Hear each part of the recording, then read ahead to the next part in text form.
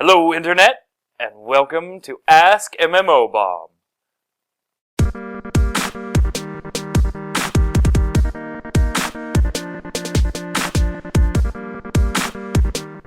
Hello, Internet, Magicman here from MMOBomb.com, bringing you another episode of Ask MMOBomb, the show where you ask questions and we give you answers. I appreciate the snowman giving me the intro, and no, that is not me. I did not turn into the snowman after last week's cold episode. That seemed like a good idea on paper to do an episode outside. Not so much when the wind chill came in, but that's okay. So, if you have questions you want on future shows, make sure you put them in the comments below, put them on the site, or you can email me. I'll give you the address at the end of today's show. So, without further ado, let's get to today's questions. Alright, so our first question today comes from Arez, who says, "Great show, Magicman. Spectacular work. Truly appreciate it." Thank you, that's very kind.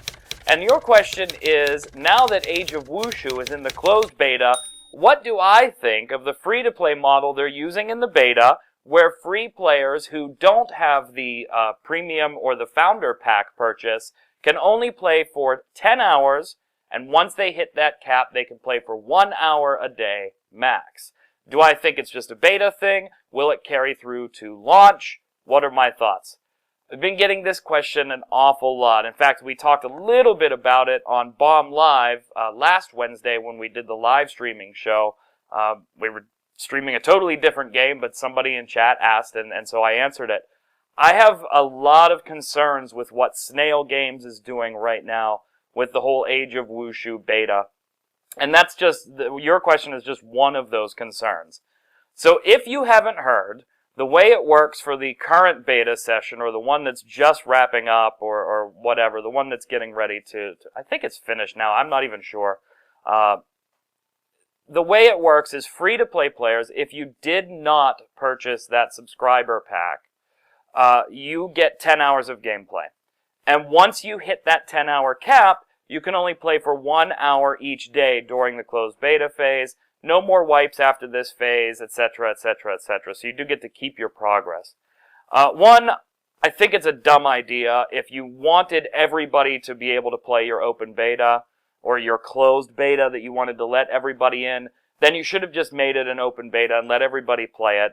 And then put a character wipe in there, since you're going to give the VIP members advanced access to the game anyway. If you put that last character wipe in there, it doesn't matter how long your free players played the game, they're still going to have to start over, and your VIPs are still taken care of because they're getting a 2-month head start. Used to be 90 days, they rethought that one, and now it's down to 60, which I still think is too much, but at least it's a reduction. So, in the terms of a beta, I hate it. It's a bad decision. Why would you leave the taste in somebody's mouth during a beta that you're going to limit them in any way? In beta, you want as many people playing your game and enjoying your game as possible. Most betas now, we've talked about it on the free-to-play cast, are pretty much just a marketing scheme to begin with once they hit an open beta phase. So why would you throw limitations on that when players know the game is already going to have limitations and may not understand that this is just a beta limitation? Do I think it's going to carry through to actual launch? It better not, or that will kill the game faster than anything. That would be one of the most absurd limitations placed on a free-to-play game that I've ever seen. There have been some that have tried things like this where you can only play for a certain amount of time, but this is kind of more restrictive than just about anything I've seen. 10 hours plus and then 1 hour every day after that, that would be insanely restrictive and would choke the life out of your game very quickly. Now, there are other things that you didn't mention in your question that I think Snail Games is really dropping the ball on. One, you can only create one character in the game, and I'm okay with that because Snail Games wants there to be consequences for your choices while playing Age of Wushu. Perfect. I'm fine for that, as long as I know going into the game, hey, there's a consequence for picking a school, right? Picking a school of combat. Once you pick that, They don't want you to be able to re-roll and go change and grab an alt and go and do another school. They want you to investigate the schools and think about the decisions you make. Cool, I'm all for that. It makes the game with a little more consequence. However, one of the things they neglected to tell people during these beta phases, particularly the employees that purchased the Founders Packs, was that all those extra digital goodies that you got, if you deleted your characters, you couldn't get them on another character. But they weren't upfront about that. They were reactionary to it and told people, hey, we wanted you to have consequences. Now you just lost out on those digital goodies. We can't give them to another character. Sorry. BS. That is not right. People paid for it. You didn't disclose that up front. And Snail Games has made a couple decisions like that I really don't agree with. When you delete a character, there's a time cap on when you can create a new one and jump back in the game. It's like a buffer. You already had to go through like 5 things to confirm you want to delete your character. So clearly you did it on by choice. Why is there a ban on the amount of time that you can get back in with a different character? I'm hoping a lot of these go away as the beta goes. I don't like the way Age of Wushu and Snail Games in particular has run this beta from the beginning. We were very vocal about not liking it when we saw the way it was announced prior to the very first closed beta phase. So I don't think it's going to carry through to launch. It would be the quickest way to kill your free-to-play game. And in general, I have question marks all over the place about Snail Games and Age of Wushu and its ultimate success with some of the decisions they've made before the game's even launched. So, there you go. Let's move on to the next question. Okay, so from the email, Guestly set in a number of questions. The one I picked for the show was, if I had the studio, the development team, the cost, the budget, all that stuff, if I had all of that in place, what type of game would I make, personally? And I posed this to viewers a while ago on the free-to-play cast, so it's only fair that I answer it here. I don't have a concept for a full-blown game. I have thoughts, obviously, and all gamers do that. He's like, what if, in a game you could do this? And you're not thinking about developing an entire game. You're thinking about maybe a cool mechanic that you would like to see in games. And we all have those thoughts. So here's my basic idea. It would be an MMO. I'm more of the high fantasy type MMO guy, so I would stick to that type of genre. Maybe not as high fantasies like Final Fantasy and things like that, but definitely swords and I don't know about elves, but archers and magic. So we'll stick in the fantasy genre, maybe not high fantasy. And so here's the basic concept of the game that I would build. And developers, if you want to talk more about it, I would start with a total world that had almost nothing in it. There would be remnants of old castles and cities and forts and things like that, and forests and your general map layout and things like that, but they would be in ruins, basically. Something devastating happened here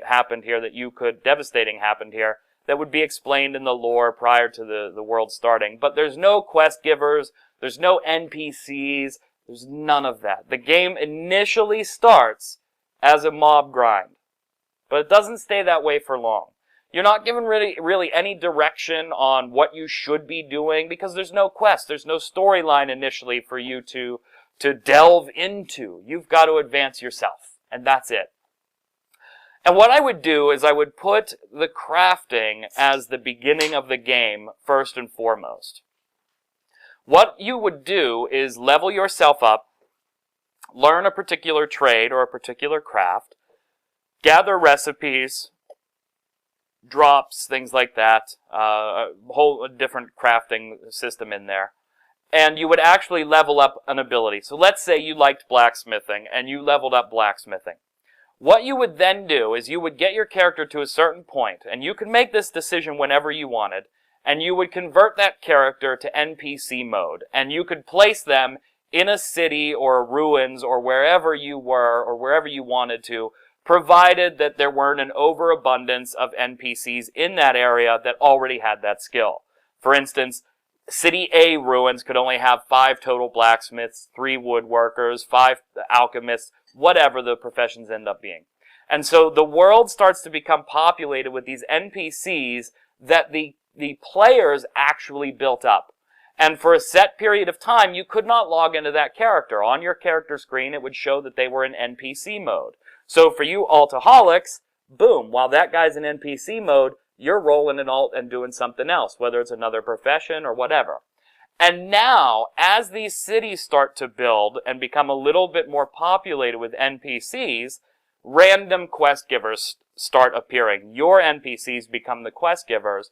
Oh, and by the way, that I mentioned, because they're your NPC, they can sell or make anything that you had recipes for, and you're getting a little bit of the scratch off of those sales when people purchase things off of those NPCs as well.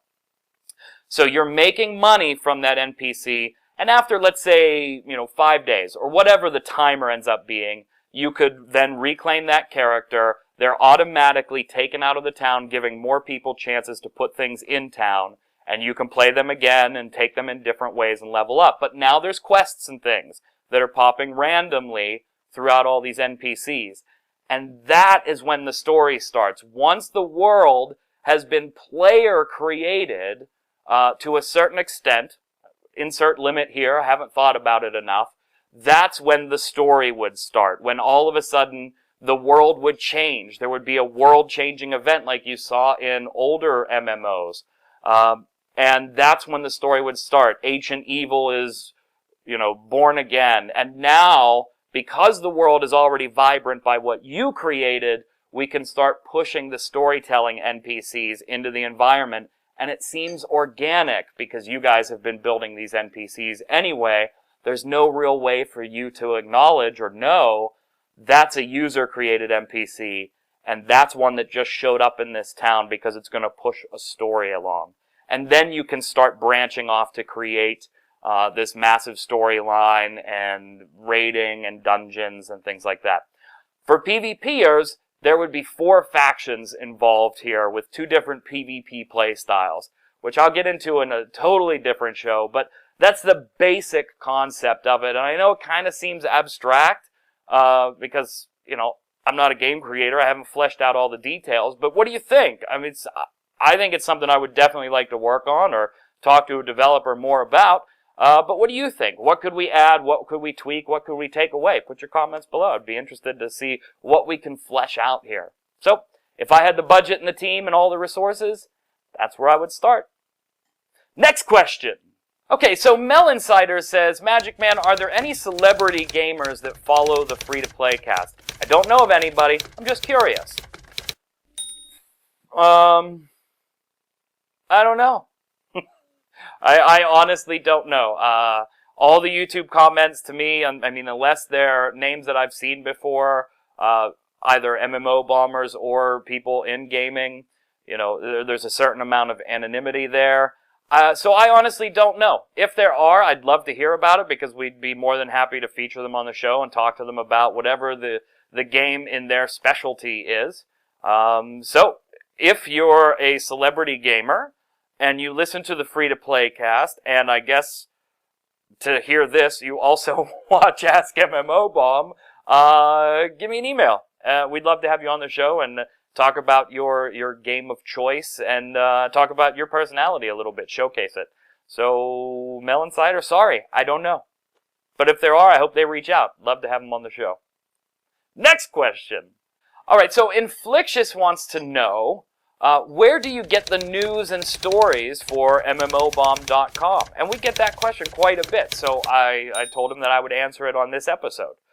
Well, first off, there's the obvious answer, right? Other websites. There's no point in being coy about that. We quote where we get things. If we get something from 10 Ton Hammer or we get something from Rock Paper Shotgun, we quote it in the story. Interview with RPS or whoever. So first there's that. Other websites.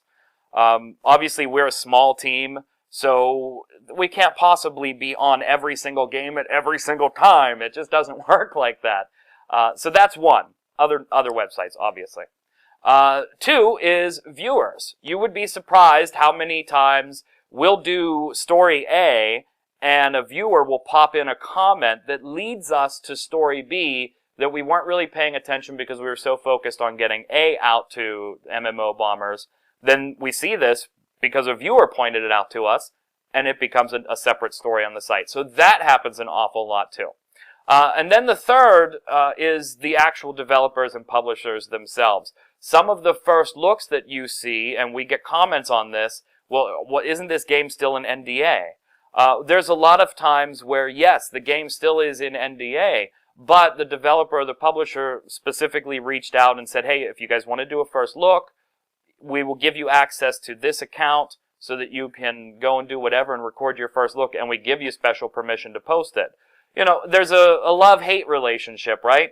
The game companies want their games to be showcased on websites where gamers are going to see them, but at the same time, it does leave them open to criticism, of course, because if the game is bloody awful, then Spunkifier and I, we're pretty good about saying, you know, sorry, it just ain't there.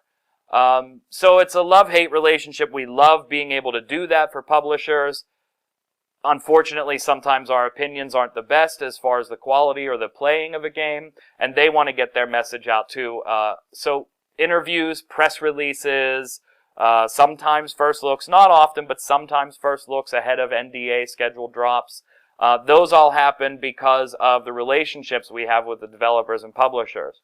And developers and publishers are usually pretty understanding about one man's opinion is only one man's opinion. Generally, we're not so negative about something that a publisher really says, I can't believe you said that. But, you know, if it's negative, it's negative. And I'm sorry, yes, we like being able to carry your content a day or two ahead of other people, but it's also more important to us to be honest to whoever we're talking to, the MMO bombers, about what we honestly think about the game, because a lot of us like the same things. So, yep, that's where we get the news. Other websites, gaming magazines, periodicals, Twitters, stuff like that. MMO bombers who give us content that maybe we didn't catch. And then the actual developers or publishers of the game who are eager to get their game in front of you and know that there's quite a few of you that look at us to get that information. So we're able to get press releases and interviews and access to things that Joe Gamer just doesn't have access to until the game comes out. There you go. That's pretty much our sources in a nutshell. Occasionally there's an odd end, something gets emailed or whatever. But for the most part, that's where the stories come from. Hope that answers your question, Inflictious. Next question. All right, so I'm going to call this next viewer Zig. And Zig, you understand why. I'll put your full name here for the question. To my Dutch-speaking friends, I apologize. I did not pick the name. I'm just going to call you Zig. Zig says, do you think there's still hope for the single-player RPG? Now, Zig knows that I am an incredible Final Fantasy fan. Zig is as well. Loves some of those old-school games. And with the Elder Scrolls Online pushing that way and some other games pushing to online, do I think there's still hope for a future in single-player RPGs? Absolutely there is. 2012 exploded with single-player RPGs. You had the Mass Effect series, you had Skyrim, you had a ton of RPGs, whether they were sci-fi, fantasy-based. The Fallout series still continues. I know that was pre-2012, but still is one of the most popular out there. You're seeing a lot more in-depth storytelling with that as well, where previously there was only one or two development houses that really gave you an in-depth story. And I think a prime indicator of that is the Elder Scrolls, right? Everybody looks at the Elder Scrolls and says, oh no, is it going online? Does that mean I'm never going to get a single player? And I think the key there is you have to look at what happened. The Elder Scrolls Online is being developed by ZeniMax, not Bethesda directly. And I think that's a key indicator right there that Bethesda still intends to do single-player Elder Scrolls. There's still a market for single-player RPGs. I don't think you're going to see an Elder Scrolls single-player first, though. I think you're going to see a Fallout game first, and then back to an Elder Scrolls single-player. But because they've shifted it to ZeniMax, their online portion of their studio, makes sense, right? They do online, give them the online game. It still frees up Bethesda to do its thing with the single players. And then, of course, Square Enix had a rough year as far as single-player RPGs goes, and a lot of that had to do with the failure of Final Fantasy XIV, and they were very public a month or so ago when they came out and said a lot of other projects got shifted or delayed or flat-out canceled because Final Fantasy XIV did not do as well as we forecasted it to. So I think you'll see Square Enix back in the game after Final Fantasy XIV relaunches this year with some single-player RPGs. But absolutely, there's still a market for it. And hell, if nobody else will play them, I will. So there's, what, $50 right there? Just waiting for a company to grab? Yes, they will. There's still a market. Next question! Alright, next question comes from a ton of people, so I can't give credit to just one, so we'll say multiple viewers. Want to know my personal most anticipated of 2013. And I'm going to keep this real short, real easy. I'm not going to narrow it down to free-to-play, buy-to-play, subscription-based. Not going to narrow it down. Here's a list of the MMOs that I am waiting for in 2013 in no particular order, and does not care what their payment model is or might be. The Repopulation, the Elder Scrolls Online, WildStar, what else here? Final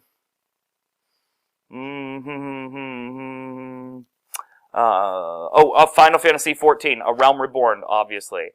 Project Theramore is one that I'm very intrigued about. We covered a little bit of that at Gamescom this year. Blade and Soul, kind of.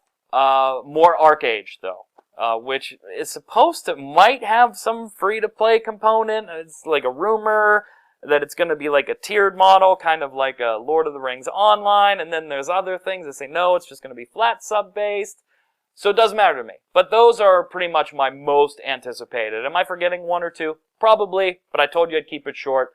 That's my most anticipated for 2013, regardless of pricing model. So let's get to the last question. Alright, last question comes in from the email from JDaniels420. Alcohol and a pot reference. Nice. JDaniels420, who says, Magicman, your voice is awesome. Could you tell us a story or tell us a joke? I'm very flattered, thank you. It's just a voice, but sure, I'll tell you a joke. So, Bill Gates and the president of GM Motors are sitting at lunch having a conversation, and Bill Gates says to the president of GM, you know, if your automobiles followed the same rise in technology as computers have over the last decade, you would be driving a V32 instead of a V8. Your car would go 10,000 miles per hour. Or you could create an economy class vehicle that was weighed 30 pounds and got 15,000 miles of to the gallon. Oh, and all of this would cost you under $50. And the president of GM turns to Bill Gates and he says, well, yeah, but who would drive a car that crashed 4 times a day? Woo! All right, if you didn't like that one, here's another one. Here's another one for you. What's the difference between a restaurant and Call of Duty Black Ops 2? A restaurant has a good host and servers that work. Oh! Nice! That's all the time we have for today, guys. If you enjoyed the show, click like below. Put your comments there. Don't forget your questions. With no questions, there's no show. Put them in the comments on here. Come on over to MMOBomb.com. Put your comments there. Or you can email them to magicman@MMOBomb.com. And until next time, gang, stay safe. We'll see you on the servers. So I'm out here doing work. Then I get the party popping, 'cause with every minute